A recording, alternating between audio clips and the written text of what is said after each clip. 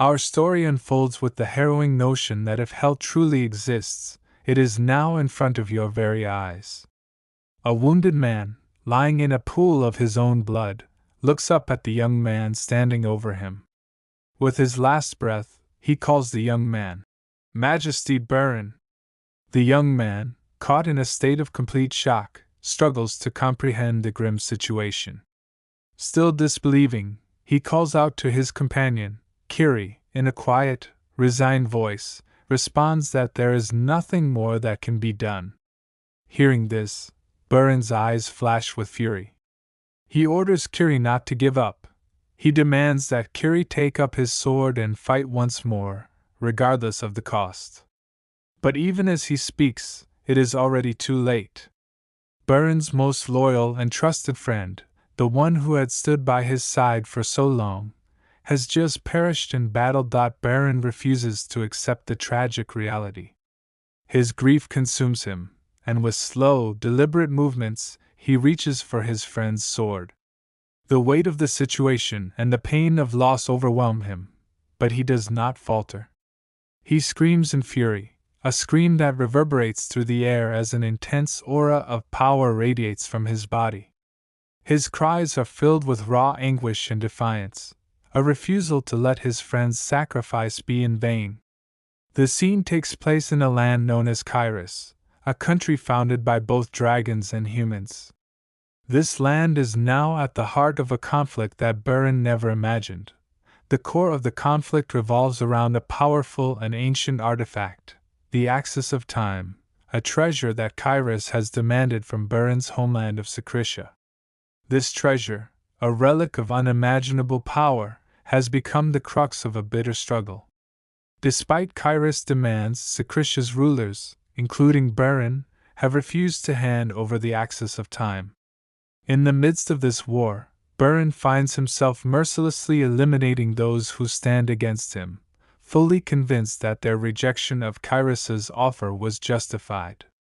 His thoughts, however, are interrupted when a spell is cast on him from behind. Turning to face the caster, Burin realizes, far too late, that the attack is inevitable. Before he can react, he loses his hand to the strike. This moment marks the beginning of a brutal war, one that will bring about the downfall of his beloved country. Still burning with rage, Burin grips the sword with the remaining hand, refusing to surrender. This war, he knows, will be the one that ultimately ends Secretia. But even as the weight of his country's destruction looms over him, Burin steels himself to fight on. As he stands, another mage from Kairos begins chanting a spell, invoking the phrase, "Glory to Kairos!" The magic aimed at him is overwhelming, and Burin can already feel the icy grip of death closing in. But even in the face of such power, his resolve does not waver. He refuses to let them stop him. As the magic rushes toward him, Burin uses the last of his strength to slash through it, shouting that he is the sword of Secretia. In that moment, the mage corps of Kairos, the Valkyns, arrive on the scene. These are the strongest mages of Kairos, and they have come under the command of the infamous Mad King of Kairos, Planche. Burin, filled with fury, can only think that these people have turned his homeland into a living nightmare. One of the Valkyns approaches him, introducing himself as Arsene, the commander of the Valkyn troops. Arsene, now face to face with his enemy, questions Burin about his name. But Burin, consumed by grief and rage, can no longer remember such trivial details. He replies that he has forgotten everything. With a wild cry, Burin charges at Arsene, his only thoughts being that he is nothing more than a weapon, a sword that serves his king. Arsene smirks mockingly at Burin's words, casting an ice spell as he does. He tells Burin that he will certainly remember the king of Secretia. The spell strikes Burin, and he collapses to the ground, his body racked with pain. His vision begins to fade, and as he loses consciousness, he sees flashes of his entire life. The fall of his homeland, the destruction of everything he held dear, and the moment when the light in his world was extinguished. As the sunlight touches his face, a voice calls out to him, urging him to wake up. It calls him, Prince, and when he opens his eyes, he finds himself surrounded by two vassals who question if he had a peaceful rest. They quickly inform him that Prince Planche has already left, and that he must hurry. Baron, now confused, doesn't understand why Planche's name is being mentioned. His last memory was of losing his arm in battle, yet the vassals seem oblivious to this fact. When he mentions his arm being severed, the vassals react with disbelief, thinking it was merely a nightmare. They quickly ask if he is feeling all right, but Baron is too overwhelmed to focus on their questions. Instead, he is consumed with the realization that his arm has somehow regenerated. He has never seen such a miraculous healing before, as memories that do not belong to him invade his mind. Baron, now deeply troubled, asks one of the vassals who he is. The vassal answers that his name is Collian Rain Kyrus, the third prince of Kyrus. At this revelation, Baron is struck with shock and fear. He has reincarnated into the body of the enemy, the third prince of Kyrus, a position he never wanted. Trembling, he questions his identity, struggling to understand what has happened to him. Frantically, Baron asks the vassals for the date, and they reply that it is April 28th. He then inquires about the year, and they tell him it is 522. His heart sinks. He is now fully aware of the nightmare he is trapped in. He has awoke a decade before the fateful war, before the axis of time had appeared in the palace. The news of this powerful artifact quickly spread, and soon, the ruler of Kyrus demanded that it be handed over. But Sakrisha refused, knowing the dangerous power it contained. This act of defiance marked the beginning of the war. Baron remembers the desperate pleas of Chase Hyungnim, urging him not to go to war. He warned him that everyone who had gone to battle was now dead, and that he could not afford to lose anyone else. It was this day, this very day, that Chase Hyungnim must have witnessed his death. The thought of his friend's loss weighs heavily on him. If only he could return to a time before the axis of time appeared, before the war began. In a flurry of thoughts, Baron wonders if Chase Hyam somehow used the axis of time to go back. He looks out the window, wondering if he has been given a second chance to prevent the destruction of his homeland, Shrisha. But before he can fully consider his options, the vassal interrupts, reminding him that breakfast cannot be delayed any longer. Baron, apologizing for his distraction, agrees to attend the meal. In his heart, he vows to make the most of this opportunity and live out his life as the Prince of Kyrus, no matter the cost. As the doors open, the vassal announces the arrival of Collian, the third prince, for breakfast. Collian steps into the room, where the first prince, Randall, is already seated. Randall, sipping his coffee, seems completely indifferent to Collian's presence. Collian apologizes for the delay, and Collian, feeling out of place, takes his seat. Randall continues to drink his coffee, as though Collian were invisible, his actions completely indifferent. Collian is left feeling both confused and ignored, as he had expected a more formal reception. Just as Collian settles in, the second prince, Planche, enters the room without ceremony. He sits down casually, not waiting for an announcement. Collian is shocked by his appearance. Planche is not dressed in royal attire. He is simply lounging in a chair, as though royalty itself had no meaning to him. Collian wonders if this could truly be the Mad King. Meanwhile, a servant serves coffee to Planche, and Collian begins to wonder if the title of Mad King might carry a different meaning than he had previously thought. Collian remembers that the first prince, Randall, cannot interfere with Planche. The current queen, Planche's biological mother, holds significant power, and no one within the palace dares to challenge her. As Collian sips his coffee, he wonders how he will survive in a place where such power dynamics rule. Then, Planche suddenly notices Colleen and calls him imprudent. This comment sends a shock through Colleen, and he turns to face the second prince. Planche, in his usual manner, insults Colleen, saying he has no decency, taking after his mother. Furious, Colleen's anger rises, and he slams his coffee cup down on the table. He can feel the rage building inside him, remembering the horrors of the war that destroyed his homeland. Planche, noticing the change in Colleen's demeanor, glares at him with contempt. Without warning, Planche throws his cup to the ground, shattering it and making a mess.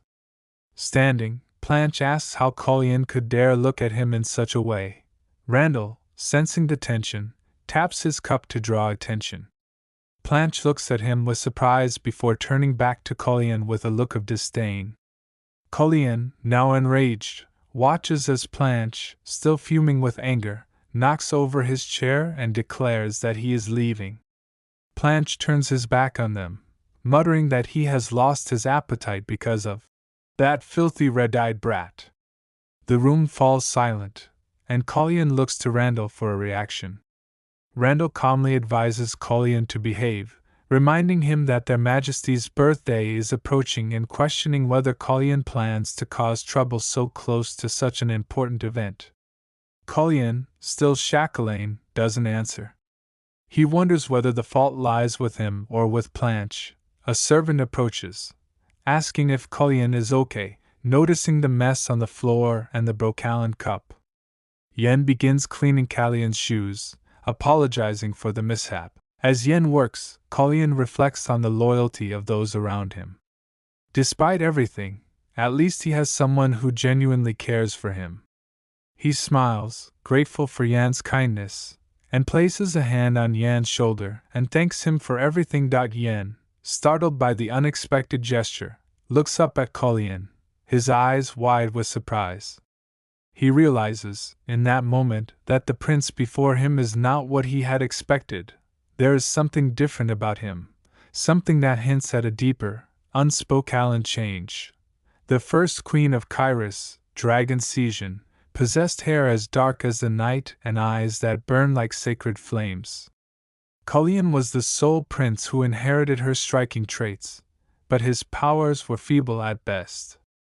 Colleen constantly tried to conceal his red eyes, often staring at them in the mirror. Since Planche despises my eyes, he thought, as he recalled the harsh words spoken to him. At that moment, Planche appeared from behind him and sneered. Disgusting eyes like blood. The words stung as they echoed in Colleen's mind, making him uneasy. His mind wandered as he looked up at the sky, pondering why he felt so afraid to show his eyes to someone like Planche. What a fool! Colleen muttered under his breath. A servant, noticing the prince's strange mood, approached and asked if anything was wrong or if he desired something. Colleen simply replied, No, let's head back. The third prince, born of a peasant concubine, was a weak and frightened boy with no one to protect him. He had always been vulnerable, unable to even defend himself. Just before the upcoming coming-of-age ceremony, Colleen, who was returning to his quarters, stopped and told his servant to wait. Turning to Yen, he asked, How old am I? Yen, a little confused by the sudden question, replied, You'll be 15 in 4 months. Colleen froze, a wave of realization sweeping over him. Colleen was murdered before his own birthday. Colleen had tried to poison Queen Celeste but failed, then allegedly took his own life out of fear of punishment. Colleen recalled what the public had been told, but something about it never sat right with him. Someone is coming for me soon, he thought, his heart racing as cold sweat broke out across his brow. The door to his quarters suddenly opened, and Colleen moved quickly, almost instinctively, towards the window. A servant called after him, but he kept walking, his mind focused on the events that were about to unfold. Yen urged him to slow down, but Colleen's thoughts raced. He only had a month or two before Colleen's death, and he had to act before it was too late. Yen tried to warn him again, but Colline cut him off, urgently asking for scissors. Yen, confused by the prince's unusual request, hurried to fetch them. When the scissors were handed over, Yen asked, "Why do you need them, Your Highness?" Without missing a beat, Colline replied, "To change a few things." He then began cutting his hair, the blades snipping away at the strands. In his mind, he thought, "If the future is already set, I'll twist it all." The servants in the room were horrified, asking what he was doing and warning that Prince Planche wouldn't approve of this. Colline remained calm, cutting his hair with determination. "I can't live like a fool forever," he declared. "Just because Planche dislikes certain things about me, I won't cower in fear anymore." He told them all to relax, reassuring them that he would take responsibility for what he was doing. As they made their way to breakfast, Prince Planche entered the room, surprised by the drastic change in Callan's appearance. "Have you lost your mind?" he demanded, his voice filled with disbelief. Yen, equally stunned by the sight, wondered if this was what Colline had meant when he said Colline would handle the situation. Planche sat down casually at the table and, without much ceremony, addressed Colline. "Hey, Red Eyes," he began, but Colline immediately cut him off, taking a sip of tea. With a slight smile, Colline looked at Planche and said, "Colline is my name, I'm the third Prince Colline, so you should call me that." Planche's face twisted in irritation, and in a fit of anger, without warning, Planche threw a knife towards him, the blade slicing through the air.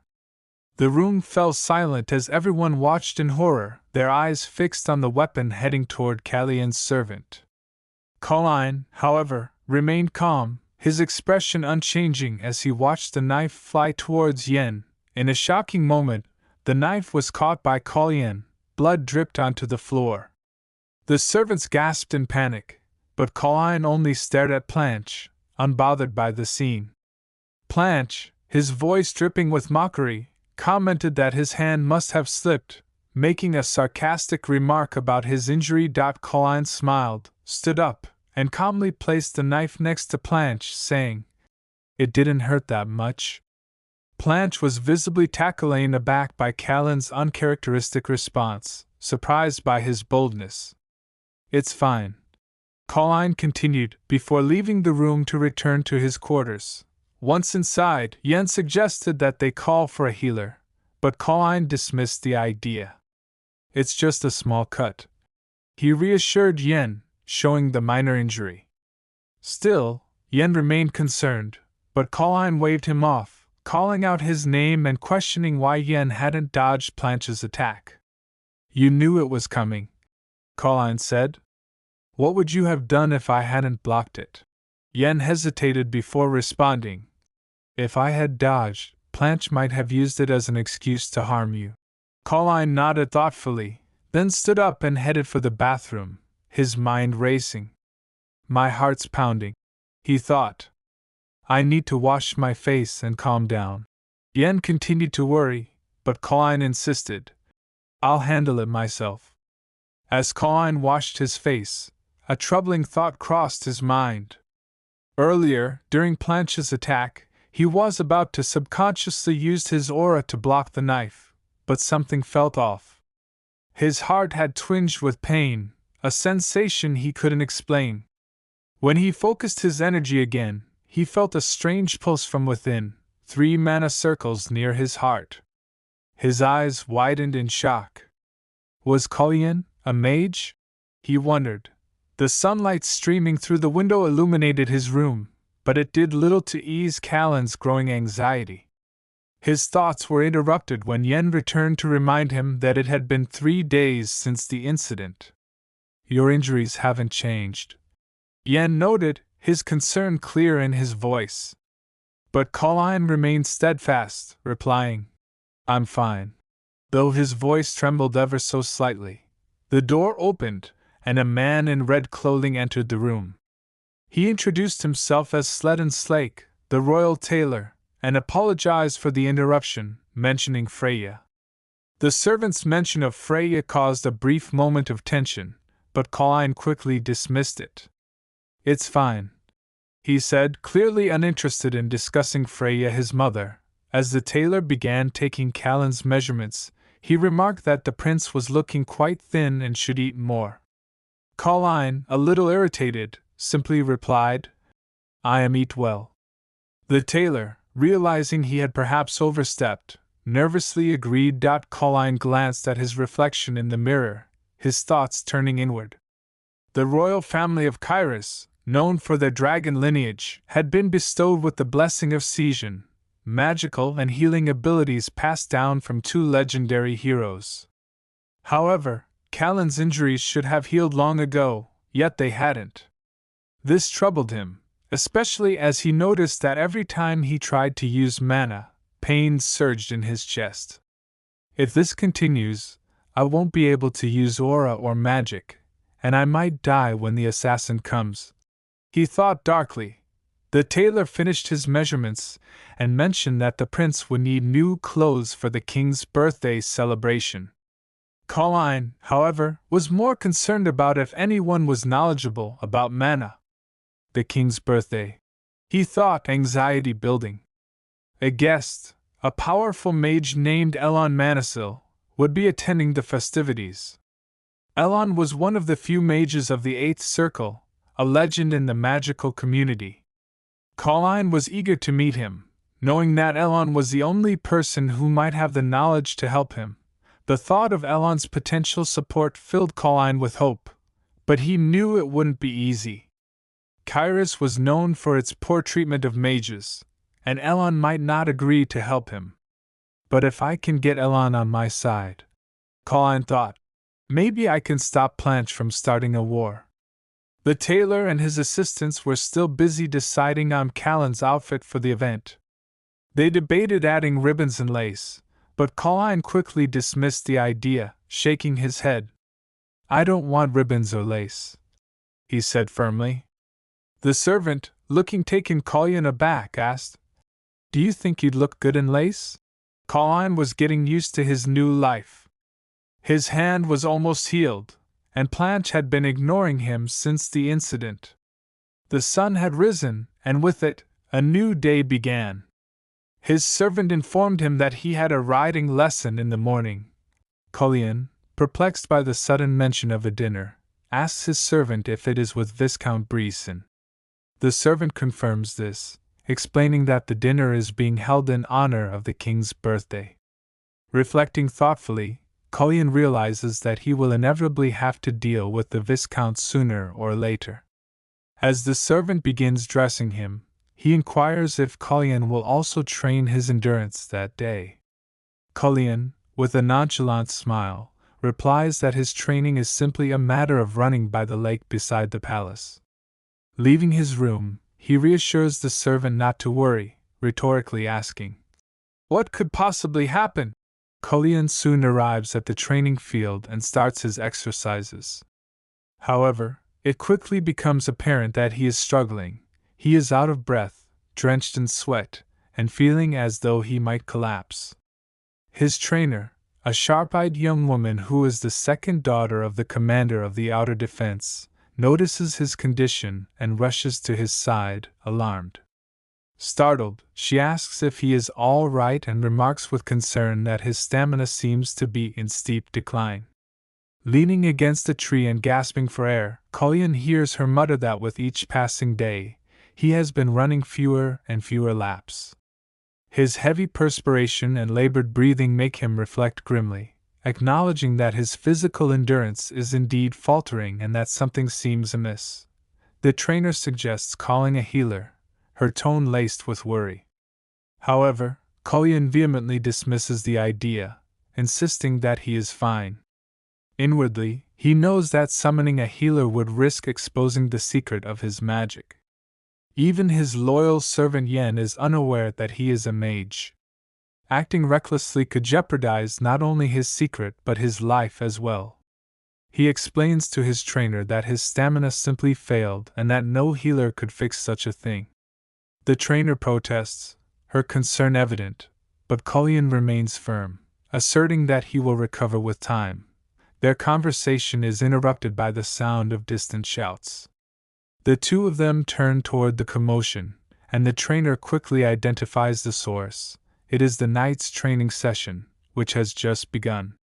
A commanding voice echoes across the field, urging the knights to train hard so they do not perish on the battlefield. Cullion watches the scene intently, his gaze lingering on the knights as they spar and drill with discipline. The sight stirs something within him, reminding him of days long past. The trainer, observing his expression, remarks that this is the Pable Knight's training ground. Cullion acknowledges her comment, mentioning that he was simply observing out of interest. Surprised, she asks if he has never engaged in swordsmanship before. He admits that he has only recently developed an interest. Intrigued, she inquires if he understands what kind of organization the Pable Knights are. He nods, explaining that they are the knights loyal to the Brizern family, tasked with keeping the king's power in check. Their conversation is interrupted by the approach of a man with an authoritative stride, Commander Pable. He demands to know who Cullion is and why he is there, adding that the knights find his presence distracting and cannot focus on their training. Cullion scans the knights' faces, noting the hostile glares directed at him. Pable's dismissive tone irks the young trainer, who steps forward and admonishes him, loudly proclaiming that the person he is addressing so disrespectfully is none other than Cullion, the third prince. Pable's expression darkens as he regards Cullion with disdain. He sneers, claiming he had not recognized the prince, and thought he was merely some bastard rat sneaking around. A wicked smile plays on Cullion's lips as he locks eyes with the commander. The trainer, incensed, steps in front of him and demands to know how Pable dares to speak so recklessly in the presence of royalty. Pable, unfazed, dismisses her reaction, remarking that he almost mistook the prince for that. As Pable turns his gaze back to Cullion, his demeanor shifts abruptly. The sight before him is unsettling. This third prince, whom he once deemed weak and timid, now stands with an imposing air, his piercing gaze exuding confidence and authority. Pable is taken aback, recalling a past incident where he had barked orders at Cullion, who had cowered and clung to the wall in fear. Now, however, the prince radiates an aura of strength and determination that leaves the commander uneasy. With a firm and commanding voice, Cullion addresses Pable, asking him what his duty is. Pable, visibly nervous and sweating, stammers in response. Two knights approach to see what is happening, their eyes widening in surprise at the prince's presence. Even they regard the third prince with little respect. Pable, attempting to regain his composure, deflects the question by claiming that he cannot respond because they are in the midst of training. Cullion, undeterred, repeats his question with a tone of unwavering authority, shocking everyone with his uncharacteristic assertiveness. Pable finally replies, stating that his duty is to strengthen the forces of the royal family and to protect the kingdom. Hearing this, Cullion picks up a branch from a tree and snaps it in his hands. He calmly declares that Pable has failed in both aspects of his duty. Furious and humiliated, Pable demands to know what Cullion means. Without hesitation, Cullion critiques the chaos and lack of discipline in the knight's training, calling it a disgrace. Suddenly, Cullion leaps forward, brandishing the branch as if it were a weapon. His movements are swift and precise, catching Pable off guard. The commander, realizing the prince's intent, draws his sword in a panic to defend himself. The branch clashes against the blade, and for a tense moment, the two are locked in combat. Despite wielding only a branch, Cullion exerts such force and agility that Pable is overwhelmed. With a calculated move, Cullion releases the branch, disarming Pable in the process. The sword flies out of the commander's grasp and lands a few feet away. Cullion turns his back on Pable, expressing his disappointment. He remarks that a commander who cannot anticipate the movements of someone untrained in swordsmanship is unfit for his position. Pable, shaken and humiliated, glares at the prince. That's when Colleen declares that the commander has committed treason by raising his sword against a royal and hurting a prince. Immediately Pabel kneels before the prince, begging for forgiveness and swearing that he had no intention of treason. Colleen gazes at him with disdain, silently savoring the commander's humiliation. Pabel, meanwhile, vows to never forget this day or the newfound strength of the third prince. Later Yan's face is a mixture of surprise and disbelief as he observes his master leading a magnificent black horse by the reins. "Your Highness," Yan stammers, "weren't you supposed to be training your endurance? How is it that you've returned with a horse?" Colleen grins mischievously, walking away as if he has no worries in the world. "I found this beauty on my way back," he says lightly. "His name is Raven." Yan's eyes widen in alarm. "But this horse belongs to Commander Pabel. It's the one Planche failed to tame." Colleen nods, his grin widening. "Precisely. That's why I decided to borrow him. After all, Pabel did mention that anyone could try." He winks at his trainer, who struggles to suppress to tell his secret. "But what if the second prince hears about this?" Yen whispers anxiously, glancing around to ensure no one else is listening. Colleen waves off his concern. "Don't worry. If something happens, I'll deal with it." However, as he speaks, a sudden sharp pain seizes his chest. He clutches at his ribs, his expression briefly contorting in discomfort. Both Yen and the trainer immediately rush to his side, their faces etched with concern. "Your Highness, are you all right?" Yen asks, his voice trembling. "Perhaps this endurance training is too much for you." Colleen straightens himself, forcing a reassuring smile. "No need to fuss. I simply overexerted myself. Nothing a little rest won't fix." Despite his attempt to appear nonchalant, both his servant and trainer remain unconvinced. As they make their way back to the palace, an unseen figure watches them from the shadows. The mysterious observer studies their movements intently before retreating into the darkness, careful not to be noticed. Later that evening, the royal family gathers for dinner in the grand dining hall. Colleen sits at his usual place, his posture stiff as he takes in the familiar yet suffocating atmosphere. The second prince, Planche, sits opposite him, a rare look of melancholy on his face. Colleen raises an eyebrow, intrigued by his brother's uncharacteristic expression. What could possibly be troubling him? He wonders, sipping his wine. The dining hall is unusually quiet. Colleen notes that the Queen and Viscount Brizern are conspicuously late. He glances at Planche again, noting his inability to mask his emotions. Something is definitely wrong, Colleen muses. At that moment, the doors to the dining hall swing open. The Queen has arrived.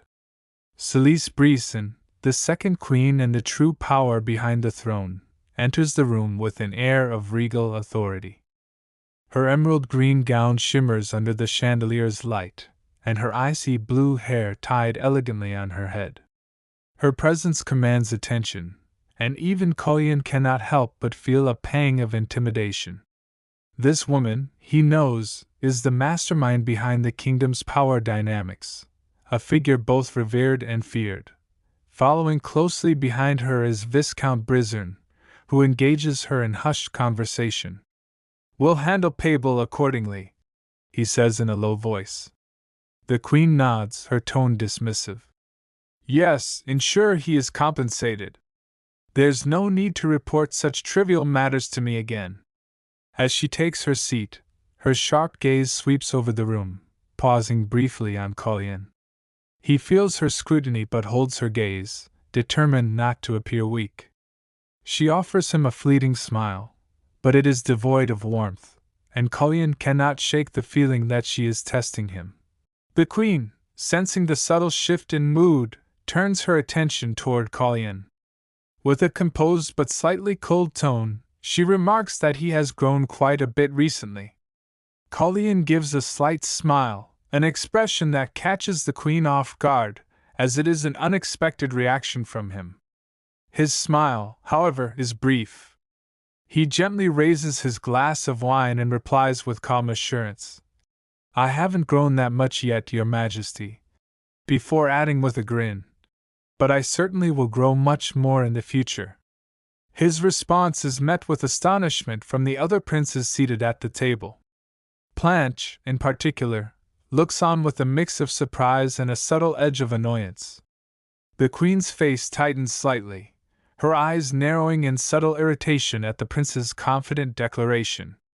The queen leans in, whispering to Blanche, her voice low yet sharp. "Why didn't you tell me about it earlier?" she inquires. Blanche, momentarily confused, asks, "Tell you about what?" She responds, her tone growing more impatient. "About your horse. The one that refuses to obey you." As realization dawns on Blanche, his face flushes with embarrassment, and he quickly averts his gaze. I didn't think it was important," he mutters, clearly flustered. The queen's disappointment is evident in her voice as she continues, "It would have been better if you had told me sooner." Blanche grips his fork tightly. Blanche bangs the fork down onto the table, causing a slight clatter. "It's a useless horse," he exclaims, standing up abruptly. "I'm leaving." The queen's eyes widen in surprise as she calls out his name, her voice tinged with concern. "Blanche," she calls sharply, but her son does not turn back, storming out of the room in a huff. At the annual king's birthday celebration, the palace is abuzz with activity.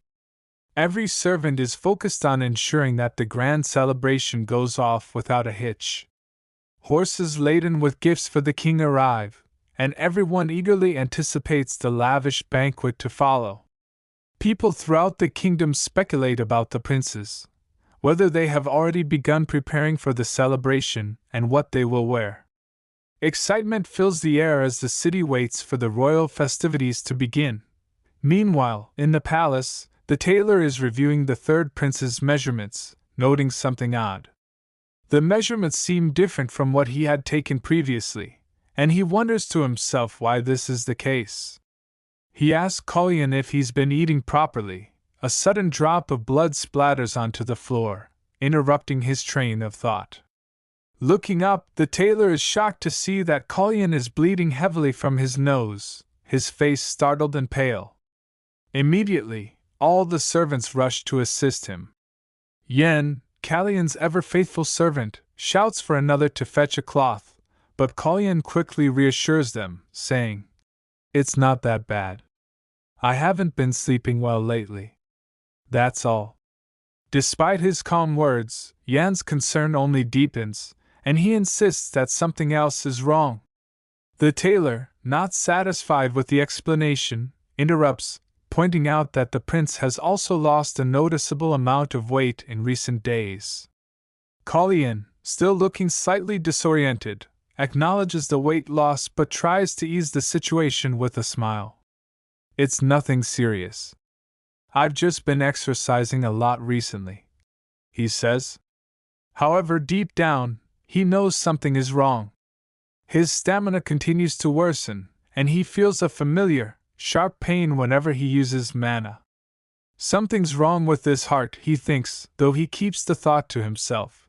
The tailor, now clearly frustrated, insists that Colleen should have a proper checkup. But Colleen, determined not to let anyone know the true nature of his condition, firmly declines, saying, "It's not necessary." Yen, sensing the tension, tries to lighten the mood with a surprising comment. "It's all because the prince has been picking his nose, hasn't he?" His words are delivered with mock sincerity, and the other servants exchange uncertain glances. Yen continues, "It must have been hard to admit such a personal habit." Colleen is momentarily stunned by his servant's comment, while the servants around them begin whispering amongst themselves. Yen concludes his explanation, adding, "The prince has been eating and exercising well, so it must be because of his hobby." The tailor, somewhat convinced by Yan's words, nods reluctantly, agreeing that since Yan knows the prince better than they do, it must be true. Yan flashes Kolian a cheeky grin and winks at him, leaving the prince bewildered but slightly amused. The prince feels a little embarrassed but is secretly relieved that his servant managed to come up with an excuse that deflected attention from the real issue. The tailor, now reassured, says he will adjust Kalian's clothes as originally planned. Though he seems a bit hesitant about the limited time, Yen reassures him that the prince has other matters to attend to first, leaving enough time for the tailor to complete his work. The tailor leaves the room, clearly relieved that the matter has been settled. Once the tailor is gone, Yen turns to Kolian with a nervous but eager look on his face. "Is it happening today?" he asks quietly, his voice tinged with both excitement and apprehension. Kolian, feeling a wave of unease wash over him, becomes quiet and contemplative. He knows that he must meet with the mage Elon, no matter the state of his health. Once the word spreads around the palace, there's no turning back, he thinks, anxiety gnawing at him. At lunch, the usual bustle is interrupted by an announcement. Due to an urgent matter, lunch has been cancelled. Instead, the king will meet with everyone individually. Kolian is surprised by this sudden change in schedule and wonders aloud why such a decision was made. Wouldn't it be more efficient to meet them all at once? Kolian steps into the room, his heart racing as he finds the king of Qs, Roma Laren Qs, sitting on a sofa, engrossed in reading a newspaper. The king doesn't even acknowledge Kalian's presence as he enters. Kolian clears his throat and greets his father. "Your Majesty." Slowly, he straightens his posture, seeking eye contact, but the king continues to ignore him, absorbed in his reading. Kolian, shocked and slightly offended, realizes that his father's behavior is not only rude but dismissive. He has always known the king's indifference, but this blatant disregard feels particularly cold. Finally, the king invites Kolian to sit, still not looking up from his newspaper. "It seems you're in good health," the king remarks casually, still not making eye contact. Kolian is taken aback, recalling how his servants had all been worried about his condition. Why does the king act this way? He wonders. As the conversation continues, Kolian reflects on the odd dynamics within his family. A father who barely cares about his children, a first prince who is indifferent to everything, and a second prince who treats his servants terribly. This family, he muses, is anything but normal. Before Kolian can fully process the situation, the door opens again, and the queen enters. With a sharp tone, the king remarks, "You're late." The queen enters with a mockingly sarcastic smile, her presence commanding. Kolian quickly assesses the interaction. Clearly, the queen holds more power than her husband, the king. Kolian smiles inwardly, realizing that within the walls of this palace, nothing is ever as it seems. The royal event begins, and Kolian, as the third prince, steps out into the hall, drawing the eyes of everyone present. Murmurs ripple through the crowd. His appearance has changed. His black hair and red eyes, reminiscent of someone from the Fan lineage, now command attention, and his bright red robe enhances the intensity of his gaze. Everyone immediately noticed the prince's outfit. His servant Yen leaned in to whisper in his ear, puzzled by the attention. "Why is everyone staring at you?" he asked, waiting for an answer. The prince glanced at him, anticipating a response. With a proud smile, Yen ventured, "Is it because you look handsome? Surely Seton would be pleased to see you like this." The prince, momentarily surprised by the comment, didn't respond. Kolian, ever perceptive, interjected, explaining that the onlookers were more focused on the jewels the prince was wearing. As he elaborated, he couldn't help but recall how difficult the tailoring process had been. He added with a slight chuckle that it could have been much worse if the prince had worn all the accessories he was offered. Yan, however, remained unfazed, praising the prince's appearance as they walked through the hall. Changing the subject, Cullion asked if Yan's family resided in Casus, the capital of Qs. Yan seemed surprised that the prince remembered this detail. He replied that his younger sister and father had returned to their hometown, while the rest of his family still lived in Casus. Cullion then asked if they would visit the royal palace any time soon. Yan explained that they would, should they receive an invitation. The prince, pausing for a moment, changed the topic, mentioning someone he wished to meet. Cullion, curious, asked if he knew why this hall was named Siegfried. Yan nodded, affirming that he did. It was named in honor of Duke Quitros Hans Siegfried, the first patriarch and one of the great heroes of the war. The Siegfried family, though incredibly powerful, had remained loyal to the royal family for over 500 years, steadfastly defending the kingdom of Sisvanen. Cullion, recalling his admiration for the family's loyalty, Yen asked if the person the prince wished to meet was present. Before Yen could finish, the prince replied, "Yes, he's here." Just then, a loud laugh echoed through the hall, followed by a comment on Siegfried's famous summer night being a classic. Yen quickly informed the prince, "That's Duke Slammen Hans Siegfried." The duke, a man of immense elegance with a clean-shaven beard, long hair, and a broad smile, stood before them. Cullion admired the man's demeanor, impressed by his family's history of unwavering loyalty. Subtly, he began to release a small amount of his magic, testing the duke's perceptiveness. To his satisfaction, Slammen quickly detected it, locking eyes with the prince and realizing the magic had come from him. Cullion ceased his subtle display, impressed by the duke's sharpness. Yen, noticing the duke's focused gaze, whispered, "The duke is clearly interested in you." Cullion, aware that Slammen was one of the 5 master swordsmen of the continent, knew there was no way the duke would miss such a subtle use of magic. He suggested to Yen that they pretend not to notice Slammen's gaze and continue on their way. As they moved through the hall, Slammen's gaze lingered, knowing full well the magic had emanated from the prince. Shortly after, the king raised his glass for a toast, thanking everyone for their congratulations and urging them to enjoy the festivities. Cullion and Yen, seizing the opportunity, quietly slipped out of the window using a rope they had prepared earlier and made their way toward the garden. There, the unruly horse that had been waiting for the prince stood calmly, a stark contrast to its usual behavior. Cullion, with a firm yet gentle hand, praised the horse's newfound calmness, though Yen warned him not to be deceived. Observing how the horse responded to Cullion, Yen reluctantly admitted, "This horse seems rather intelligent." As they approached the gate, Yen asked if they should head to the main entrance. Cullion, shaking his head, replied, "Not yet. No one can enter without an invitation." However, as they neared the gate, they noticed a commotion among the guards.